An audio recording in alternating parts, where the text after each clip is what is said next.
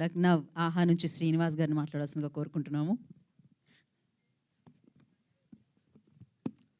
Good morning అండి. చిన్నప్పుడు మా ఇంగ్లీష్ టీచరు ఏ స్టోరీ స్టార్ట్ చేసినా long ago, so long ago, nobody knows how long ago అనేవాళ్ళు. ఈ పోస్టర్ చూస్తే ఏ లాంగ్ ఈగో స్టోరీ అని స్టార్ట్ అయింది. ఈగోలో రకాలు ఉన్నాయండి. Fragile ego, alter ego, selfish ego, ఇలా చెప్పుకుంటూ వెళ్తే మనం ఫస్ట్ రీల్ నుంచి లాస్ట్ రీల్ వరకు కొన్నిసార్లు ఫ్రెజైల్ ఈగో చూశాను నేను, కొన్నిసార్లు ఆల్టర్ ఈగో చూశాను, కొన్నిసార్లు సెల్ఫిష్ ఈగో చూశాను.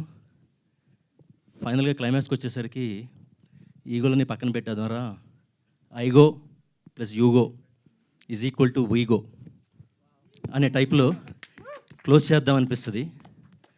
ఇందాక డైరెక్టర్ గారు ఎవరో చెప్పారు, పెళ్లి చేసుకుందాం అనుకునే వాళ్ళకి, పెళ్ళి అయిపోయిన వాళ్ళకి, కొత్తగా పెళ్ళైన వాళ్ళకి అందరికీ వర్కౌట్ అవుతుంది సినిమా అని చెప్పి.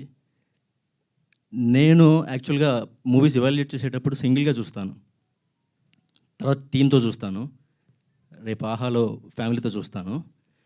సింగిల్గా చూసినప్పుడు, టీంతో చూసినప్పుడు, కొన్ని వాటికి కథ మగాళ్ళ తరపు నుంచి ఇది కరెక్టే కదా అనిపించింది. టీంతో చూసినప్పుడు పెళ్లి కనోళ్ళు కొన్ని చోట్ల కనెక్ట్ అయ్యి హీరోయిన్ ఇలా చేయకూడదు, హీరో తప్పు టైప్లో మాట్లాడుకుంటున్నారు.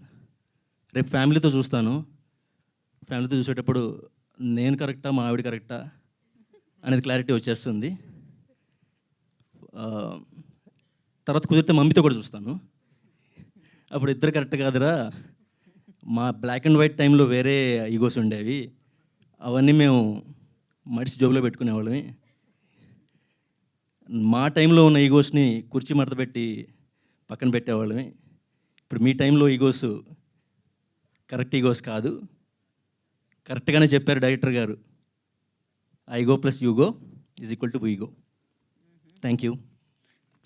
నేను చెప్పానా పిలిచే ముందే స్పీచ్ మామూలుగా ఉండదని.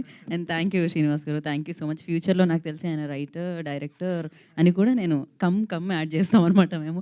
Thank you so much. And నా ఐ రిక్వెస్ట్ కళ్యాణి మాలిక్ గారిని మాట్లాడాల్సిందిగా కోరుకుంటున్నాం, మ్యూజిక్ డైరెక్టర్.